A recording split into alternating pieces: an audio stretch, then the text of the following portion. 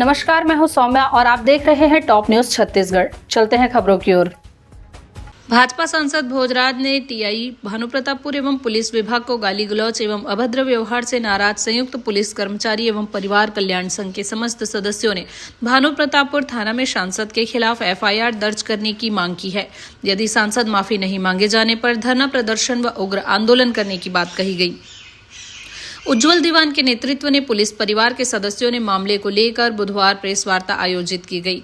श्री दीवान ने पत्रकारों को जानकारी देते हुए बताया कि सांसद भोजराज नाग ने अपने आप को वीआईपी बताते हुए 9 फरवरी को भानुप्रतापपुर में छत्तीसगढ़ के जवानों का अपमान किया है, उनके शौर्य व साहस का अपमान किया है। जो जवान 24 घंटे दिन रात छत्तीसगढ़ में शांति व अमन लाने के लिए अपनी जान की बाजी लगाकर काम कर रहे हैं। उनमें से एक जाबाज निरीक्षक रामेश्वर देशमुख, जो 100 से ज्यादा नक्सली एनकाउंटर में लगभग 60 नक्सलियों को ढेर कर चुके हैं, और उनके साथ थाना भानुप्रतापपुर के पुलिस स्टाफ, जो लगभग हर नक्सली मुठभेड़ में शामिल रहते हैं। जिस सिपाही को भारत के राष्ट्रपति व भारत सरकार ने वीरता पदक एवं अन्य कितने सारे पदकों से सम्मानित किया गया, ऐसे व्यक्ति को सांसद जी द्वारा ड्यूटी के दौरान वसूलीबाज कहा जा रहा है। गाड़ियों से वसूली कर रहे हो कहा गया। सांसद जी, आप वसूली करने का साक्ष्य प्रस्तुत करें, नहीं तो जनता के सामने आपको पुलिस कर्मियों से क्षमा मांगनी पड़ेगी।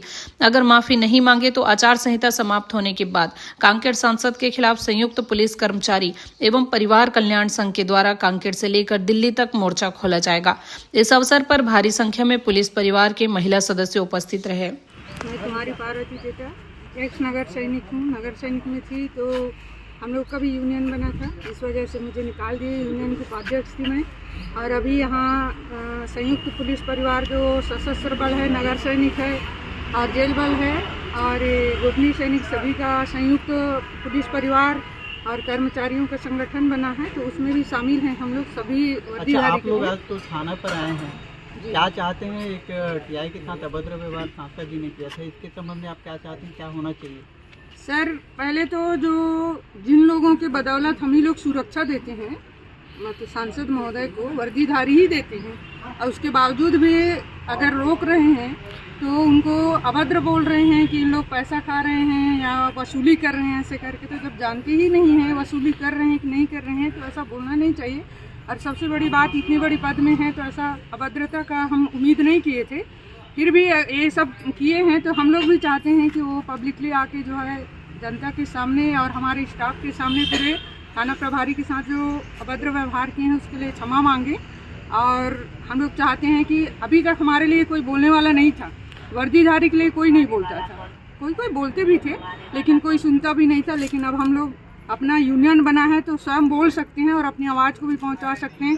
और इतना बनने के बाद भी हमारे साथ बुरा हो रहा है, तो पहले तो होता ही था होगा, लेकिन अब हम लोग नहीं सहेंगे, ऐसा हम सब का वो है। और आप लोग देख ही रहे हैं कि कितना अन्याय होता है, तब भी पुलिस वो नहीं करती है। लेकिन ये हमारा शुरुआत है, पहले यूनियन बनने के बाद जो हम लोग पहला ये ज्ञापन दे रहे हैं, यहाँ थाना में एफआईआर कराने के लिए आए हैं कि हमारे ही पुलिस के जो सर हैं, टीआई सर, उनके खिलाफ जो है हमारे सांसद महोदय बोले हैं, अभद्र किए हैं, अभद्र व्यवहार किए। मैडम, ये एक बात है, बीजेपी जो है वीआईपी कल्चर को ख़त्म करना चाहती है, जबकि उन्हीं की एक सांसद जो है वीआईपी कल्चर की बात कर रहे हैं। आप इसे किस तरह से देखते हैं? सर, पहले तो जब ये मंत्री बनने से पहले हाथ जोड़ के आते हैं। रूल्स कौन बनाते हैं सर जी? रूल तो वही लोग बनाते हैं। और क्या जनता के लिए ही रूल बनाया जाता है क्या, पब्लिक के लिए? कि पब्लिक वहाँ घंटों खड़ी रहे और मंत्री उधर से गुजर रहे तो उनको साइड दे दीजिए, थोड़ा वो भी तो वेट कर लें, इंतजार तो कर ही सकते हैं थोड़ी देर। और उसके लिए बोल रहे हैं तुम घंटों मंत्री को खड़े करवाए हैं, ये तो गलत बात है। सुरक्षा की भी चूक उन्होंने बात की थी, सुरक्षा की चूक हुआ है, ये भी सांसद जी ने कहा था। सुरक्षा की क्या चूक हुआ था सर? अगर सुरक्षा की चूक होती तो वहाँ खुद हमारे टीआई महोदय उपस्थित थे ना सर जी। सुरक्षा का क्या अचूक हुआ, क्या चूक हुआ? वहाँ खुद टीआई सर मौजूद थे, तो सुरक्षा का तो असुरक्षा महसूस ही नहीं हुआ उनको, और तभी तो उनको बोल रहे हैं इतना आप सब।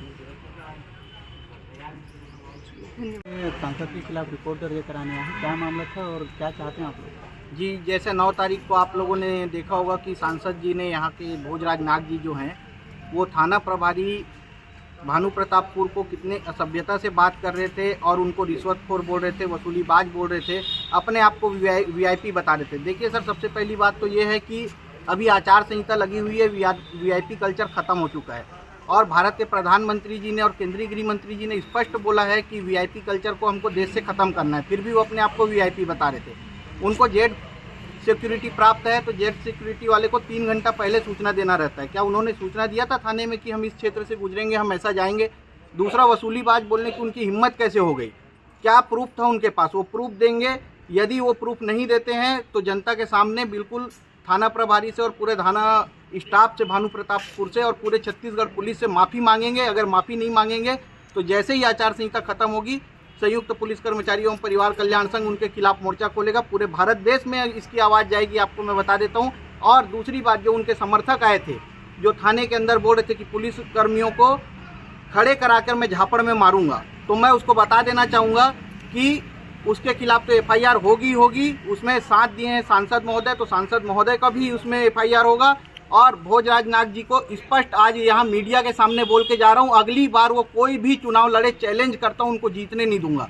और एक तो उनको मेरा लग रहा है कि उनकी हरकतें देख के भारतीय जनता पार्टी उनको टिकट नहीं देगी, और टिकट कहीं से भी मिल जाए भारत में, कहीं से भी। मैं उज्जवल दीवान स्वयं बता रहा हूँ, संयुक्त पुलिस कर्मचारी एवं परिवार कल्याण संघ का अध्यक्ष, कि भोजराज नाग जी को अब कोई भी चुनाव नहीं जीतने दूंगा।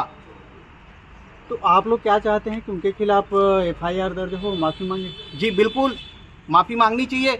आज देखिए, जिस थाना प्रभारी को वो बोल रहा था, उसको सोचना चाहिए। 100 से ज़्यादा एनकाउंटर किए हैं, 60 से ज़्यादा नक्सलियों को मारे हैं वो थाना प्रभारी।